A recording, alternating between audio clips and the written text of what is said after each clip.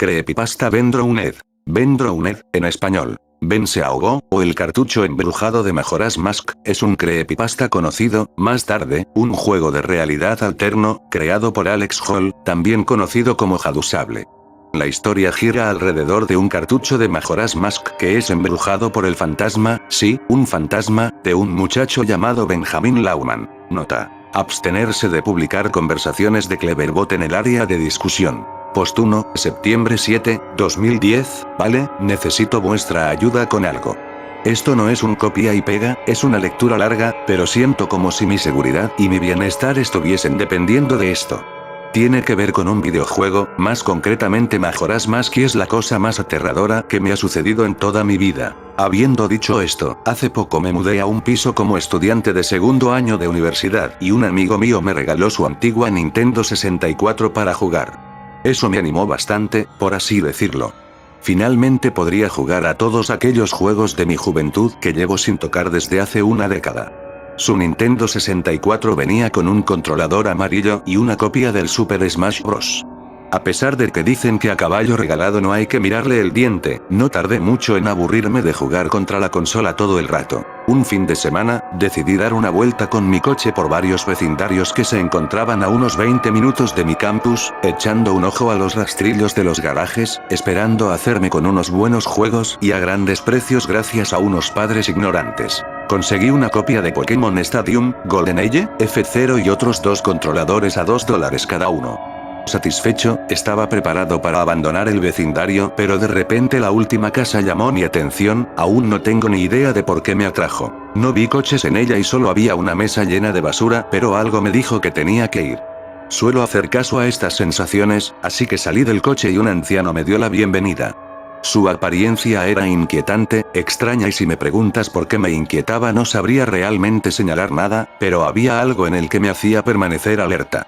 No lo puedo explicar. Solo os digo que si no llega a ser por la tarde y oyendo a otras personas de fondo, jamás podría haberme acercado a ese hombre. Me sonrió con la mandíbula torcida cuando le pregunté lo que estaba buscando e inmediatamente me di cuenta de que estaba ciego de un ojo, el derecho, el cual mantenía una mirada perdida en la distancia. Intenté forzosamente mantener la mirada en su ojo izquierdo, tratando no ser ofensivo, y le pregunté si tenía algún videojuego antiguo. Cuando ya estaba pensando cómo podría pedir disculpas de buena manera si me dijera que no tenía ni idea de que era un videojuego, sorprendentemente me dijo que tenía algunos en una caja vieja. Entonces me aseguró que volvería en un instante y se fue hacia el garaje. En cuanto vi cómo se fue cojeando, no pude evitar darme cuenta de lo que estaba vendiendo.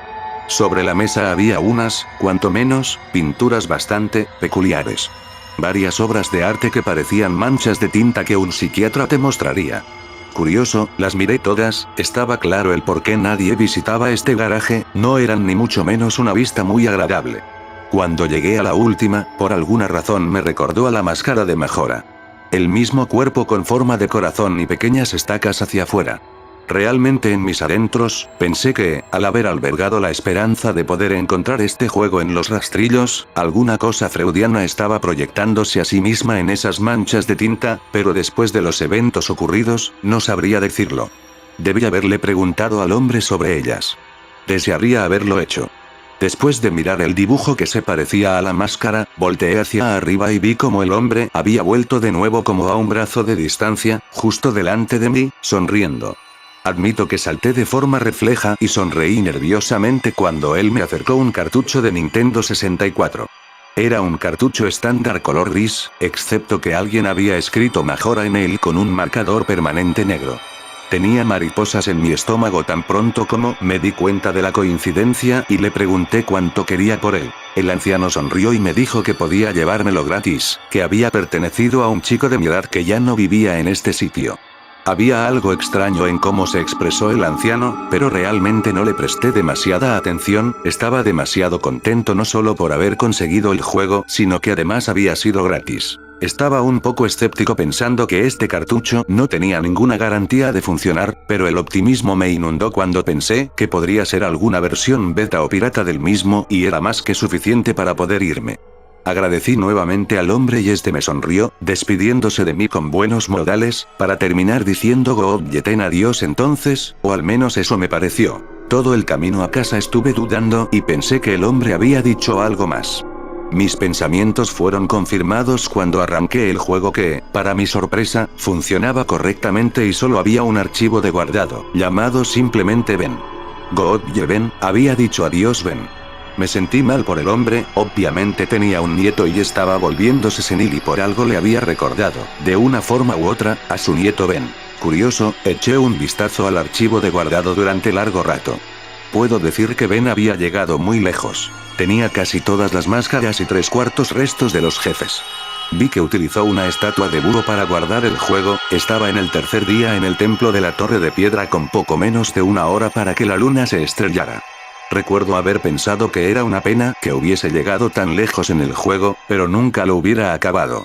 Creé un nuevo archivo llamado Link, como era tradición, y empecé el juego, preparado para revivir mi infancia. Para un cartucho con tan mala pinta, estaba impresionado de lo fluido que funcionaba.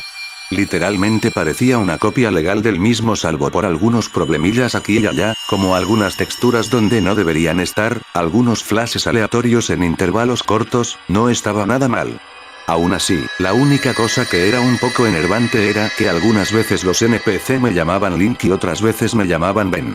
Supuse que era un bug, algún fallo de programación derivado de que nuestras partidas se hubiesen mezclado, o algo así. Aquel bug estuvo molestándome un buen rato hasta que, cuando me pasé el templo del pantano, fui a las partidas guardadas y borré el archivo Ben. Intentaba preservar este archivo por respeto al dueño original del juego. No es que necesitara 2 partidas, esperando que esto resolviera el problema. Lo hizo y a la vez no, ahora los NPC no me llamaban nada, donde debía estar mi nombre había un espacio en blanco, el archivo seguía llamándose Link aún así. Frustrado y con deberes por hacer, dejé el juego por un día. Volví a jugar al juego una noche después, consiguiendo la lente de la verdad y completando el templo del pico nevado. En ese momento algunos de vosotros, jugadores más hardcore de Majora's Mask, conoceréis el glitch del 4.º día. Para aquellos que no pueden mirar en Google, hay que esperar a que el reloj esté cerca de llegar a 00 en el tercer día y hablar con el astrónomo para mirar el telescopio. Si lo hacías en el momento correcto, la cuenta atrás desaparecería y podrías contar con otro día para terminar aquello que estuvieras haciendo. Decidido a hacer este glitch para terminar el templo de la cabeza de hielo, parece que me salió bien en el primer intento, pues el cronómetro de arriba desapareció. Sin embargo, cuando pulsé B para dejar el telescopio, en vez de recibir las gracias del astrónomo, me encontré en la zona donde debía luchar contra Majora, al final del juego, mirando fijamente al Skull Kid que flotaba en el aire.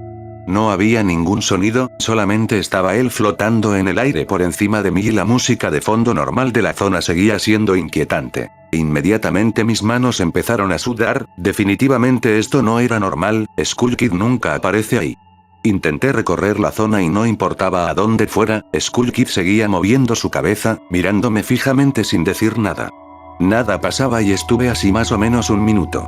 Pensé que el juego estaba estropeado o algo así, pero estaba empezando a dudarlo. Estaba a punto de presionar el botón de reset cuando un texto apareció en mi pantalla. No sabes muy bien por qué, pero aparentemente tenías una reserva. Instantáneamente reconocí ese texto, aparece cuando consigues la llave de la habitación, por parte de Anju en la posada Puchero, pero, ¿por qué había aparecido aquí? Descarté la idea de que era casi como si el juego intentase comunicarse conmigo y empecé a recorrer la habitación de nuevo, comprobando que durante algunos momentos el juego tenía alguna especie de momento en el que me daba la opción de interactuar con alguien, entonces me di cuenta de lo estúpido que parecía pensar que alguien reprogramaría un juego así. Seguro de mí mismo, 15 segundos después otro mensaje apareció en la pantalla y era como el anterior, apareció una frase ya existente: ir a la guarida del jefe del templo. Sí/no.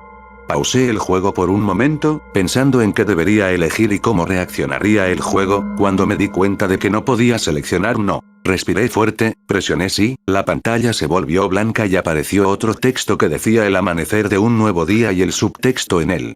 El lugar a donde fui transportado me llenó del más intenso terror casi paralizante que nunca había experimentado. La única manera en la que puedo describir cómo me sentía en ese momento era tener un sentimiento de tristeza en una escala muy profunda. Lo que sentí fue algo inexplicable, era como si una presencia retorcida y poderosa estuviera encima de mí. Aparecí en una extraña versión crepuscular de Ciudad Reloj, caminé hacia afuera, como normalmente harías cuando empiezas en el primer día, y me di cuenta de que todos los habitantes habían desaparecido. Generalmente, incluso con el glitch del cuarto día, sigues viendo a los guardias y al perro que corre fuera de la torre, pero esta vez todos habían desaparecido. Habían sido reemplazados y yo tenía el presentimiento de que algo estaba fuera de lugar allí, en el mismo lugar que yo y me vigilaba. Tenía 4 corazones y el arco del héroe, pero en este punto ya no me importaba mi avatar, de alguna manera sentía que yo mismo estaba en peligro. Puede que lo más extraño fuera la música, era la canción de curación, retocada del mismo juego, pero tocada al revés. Aquella música no paraba de hacerse más fuerte, haciéndote esperar que algo apareciera de repente delante tuyo, pero no pasaba nada y el bucle constante empezó a dejar huella en mi estado mental. En todas partes escuchaba de manera tenue la risa del vendedor de máscaras en el fondo, pero era lo suficientemente débil como para que no estuviera seguro de si estaba oyendo cosas y mi determinación me obligó a buscarlo. Busqué y busqué por las 4 zonas de la torre del reloj pero no encontré nada, ni a nadie. Algunas texturas se habían perdido y la torre oeste del reloj me hacía caminar en el aire. Toda la zona parecía rota y sin esperanza de poder ser salvada. Cuando la canción de curación se repitió en la que debió ser su por 50ª vez, aún me recuerdo permaneciendo en mitad de la torre sur del reloj, dándome cuenta de que nunca me había sentido tan solo en un videojuego. Mientras caminaba por la ciudad fantasma, no sé si fue por culpa de la mezcla de las texturas y atmósfera del lugar, junto a la música que me atormentaba, antes tranquila y pacífica, tuve la sensación de que había sido distorsionada y destrozada. Me sentía al borde de las lágrimas y no tenía idea del por qué. Difícilmente he llorado alguna vez, pero algo me había agarrado y se unía a aquel fuerte sentimiento de depresión que se me hacía tan extraño. Intenté huir de la torre del reloj pero cada vez que lo hacía, la pantalla se volvía negra y me llevaba a otra parte de la torre. Intenté tocar la ocarina. Quería escapar, no quería estar ahí pero siempre que tocaba la canción del tiempo o vuelo solo me decía tus notas resuenan a lo lejos, pero no ha pasado nada. Para entonces, era obvio que el juego no quería que me fuera, pero no entendía por qué quería mantenerme allí. No deseaba ir a los edificios, sentía que ahí sería muy vulnerable contra aquello que me estaba aterrorizando. No sé por qué, pero me vino la idea de que era posible que si me ahogaba a mí mismo en el agua de la lavandería aparecería en otro lugar y podría salir de allí. Tan pronto como pasé la zona y fui al agua, ocurrió todo. Link se agarró la cabeza y la pantalla me lanzó un flash del vendedor de máscaras sonriéndome, no a Link, y el grito del Skull Kid de fondo.